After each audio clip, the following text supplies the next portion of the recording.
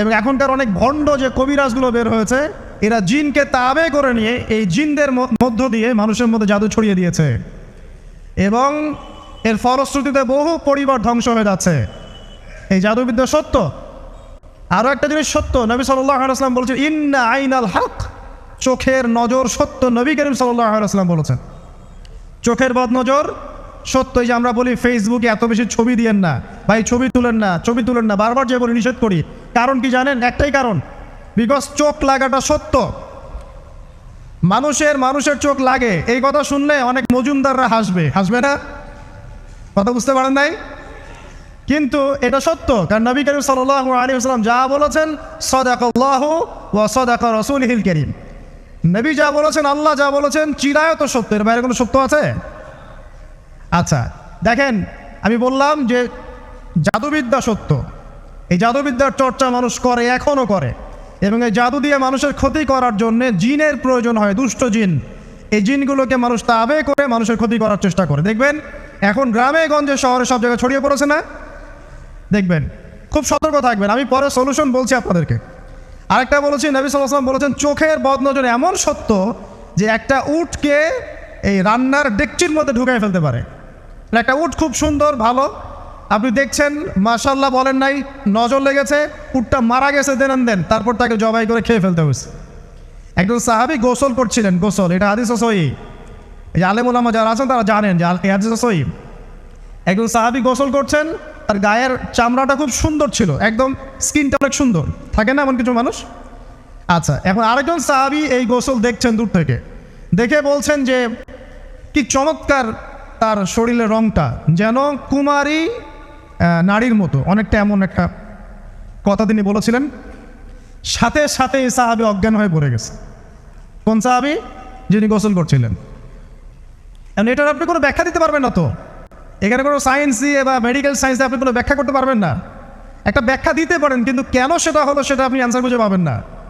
তো নবী সাল্লাল্লাহু আলাইহি ওয়াসাল্লামের কাছে নিয়ে যাওয়া হলো তাকে। তিনি বললেন যে এই ব্যক্তির ব্যাপারে কি কেউ ভালো মন্দ কিছু বলেছিল?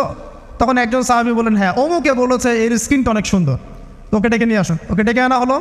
ডেকে আনার পর নবীজি তাকে অনেক শাসালেন, তোমরা তোমাদের ভাইদেরকে কি মেরে ফেলতে চাও?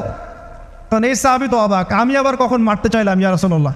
আমি তো মারতে চাই নাই, আমি তো খালি বলেছি যে তার গায়ের রংটা অনেক সুন্দর। তখন তিনি বললেন কেন তুমি সুবহানাল্লাহ বললে না, কেন তুমি মাশাআল্লাহ বললে না? যখন মাশাআল্লাহ বলবেন, সুবহানাল্লাহ বলবেন, নজরটা লাগবে না। আর যখন আপনি মাশাআল্লাহ বলবেন না, সুবহানাল্লাহ বলবেন না, দেখবেন নজর লেগে গেছে।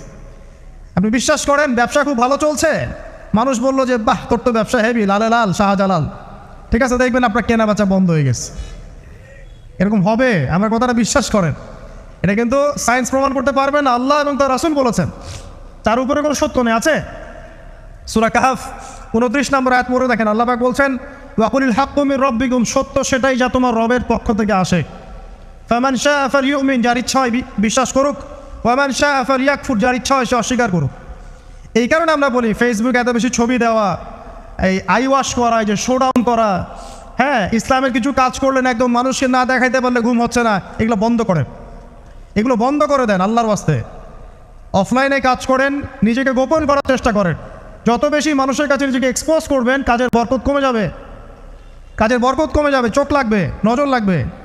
এবং চোখ লাগা বদ নজরে বহু আলেম আস্তে আস্তে মাঠ থেকে মাইনাস হয়ে গেছে না? যায় নাই? এখন কি আলেমদের সংখ্যা বেশি না কম? যত দিন যাবে আলেমের সংখ্যা আরও কমে যাবে। নবীজি বলেছেন আলেমদের সংখ্যা কমতে থাকবে, মানুষ জাহেলদেরকে আলেম বাড়িয়ে নেবে।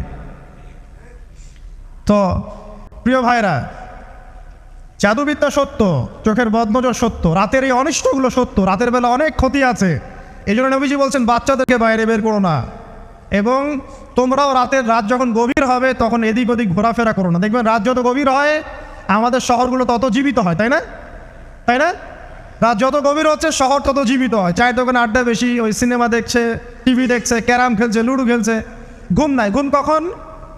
ফজরের আগে। ফজরের নামাজ কিন্তু নাই, ফজরের ঠিক আগে, আবার ওই যে জোহরের নামাজের সঙ্গে উঠতেছে। এখন আমাকে বলেন, এরকম জেনারেশনকে দিয়ে কি আসলে ইসলামের কোনো খেদমত হবে? আচ্ছা, নবীজি রাতের বেলা আর্লি ঘুমাতেন। আল্লাহ পাক আমাদের সবাইকে তাড়াতাড়ি ঘুমানোর তৌফিক দান করুন। হ্যাঁ, আপনি ইলম চর্চা করলে রাত জেগে থাকতে পারেন, আপনি যদি জ্ঞান চর্চা করেন, রাত জাগতে পারেন, আপনি কোনো গবেষণা করছেন, নামাজ পড়ছেন, কোরআন হিফজ করছেন, আপনি রাতের আর্লি উঠবেন, এটা আলাদা বিষয়। কিন্তু কমনভাবে আমাদের এই যে ফেসবুক, ইউটিউবিং ইত্যাদিতে আমরা লিপ্ত থাকি, সারা রাতটা কাটাই আড্ডাবাজি করে, এগুলো বন্ধ করতে হবে। এগুলো বন্ধ না করলে ফিজিক্যালি আমরা মানে সুস্বাস্থ্যের অধিকারী হতে পারবো না। সারা দিনটা আমাদের একটা কি বলবো অলসতার ভাবে যাবে এবং দিনের বেলা কাজগুলো ব্যাহত হবে। এতে করে আমাদের উম্মার এই পুরো বড় যে তরুণ প্রজন্ম আছে, এদেরকে আপনি সম্পদে পরিণত করতে পারবেন না। তাই এই সিস্টেমটা চেঞ্জ করা দরকার। নবীজি রাতের বেলা এই সূরা বাকারার শেষে 3টা আয়াত তেলাওয়াত করতেন। আমরা করবো ইনশাআল্লাহ। আরেকটা আমল বলে দেই, নবী করিম সাল্লাল্লাহু আলাইহি ওয়াসাল্লাম রাতের বেলা সূরা মুলক তেলাওয়াত করতেন। কোন সূরা এটা? কোন সূরা? তাবারাকাল্লাযী বিয়াদিহিল মুলক। কয়টা আয়াত আছে? 30টা আয়াত আছে। নবীজি বলেছেন সাল্লাল্লাহু আলাইহি ওয়াসাল্লাম যে এই সূরা আপনাকে কবরের আযাব থেকে বাঁচাবে ইনশাআল্লাহ। কবরের আযাব থেকে তো ভাই বাঁচা খুব সহজ নাকি? আমাদের মধ্যে এমন কেউ নাই, শোনেন, আমাদের মধ্যে এমন কেউ নাই আলেম জালেম মুফতি মুহাদ্দিস রাজনৈতিক নেতা পলিটিশিয়ান বিরোধী দল জাতি তারপরে যে সরকার দল যে আছে না কেন, কবরের শাস্তি ফেস করবেন এমন একটা মানুষ নাই, কেউ নাই পৃথিবীতে। এই যে আপনি দেখছেন ওই যে কি ইসরায়েলের প্রধানমন্ত্রী, ওই রাশিয়ার প্রধানমন্ত্রী, ওই চায়নার সভ্যতা, পশ্চিমা সভ্যতা, এমন কেউ নাই পৃথিবীতে এখন যাকে কবরের শাস্তি ভোগ করতে হবে না। আছে? সবচেয়ে লঘু শাস্তি মানে লঘু চাপ, এটা বলতে গেলে আসলে আমি ভাষা হারাই ফেলি, তারপরে বলছি আল্লাহ পাক আমাদের সবাইকে হেফাজত করুন, আমিন। একজন সাহাবীর নাম সাদ বিন মুয়াজ। কি নাম? নবী করিম সাল্লাল্লাহু আলাইহি ওয়াসাল্লামের সাথে একদম ডান হাত হয়ে যুদ্ধ করেছেন দীর্ঘদিন। বদর তিনি বীর সেনা, উহুদের বীর সেনা, ঠিক আছে। খন্দকের যুদ্ধেও বীর বিক্রমে যুদ্ধ করেছেন। তিনি আনসার সাহাবী, একদম মদিনার নেতা সাহাবী। সব সাহাবী কিন্তু একরকম নন, কেউ ছিলেন নেতৃস্থানীয় সাহাবী, তিনি ছিলেন একজন নেতৃস্থানীয় সাহাবী, ঠিক আছে।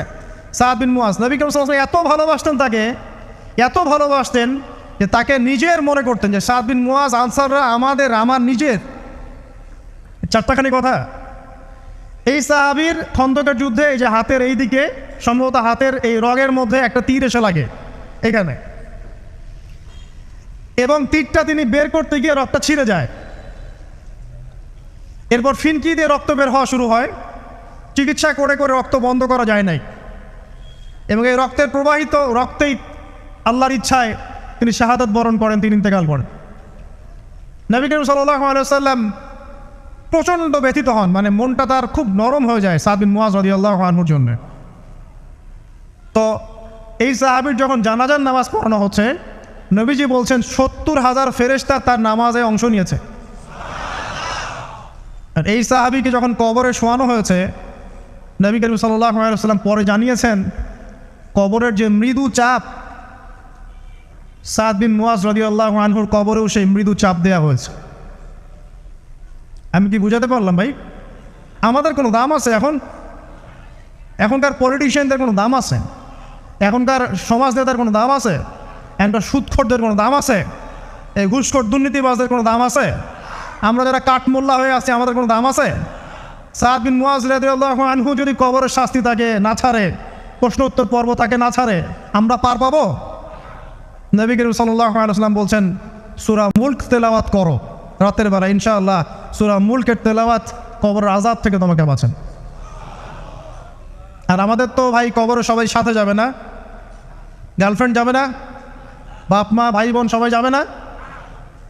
একজন ব্যক্তি সুদ খাচ্ছে, জিজ্ঞাসা করে দেখেন কেন খায়, বলবে তার সন্তানের জন্য খায়, তার বউয়ের জন্য খায়, তার মা বাবাকে দেখতে হবে তাই খায়, তাই না?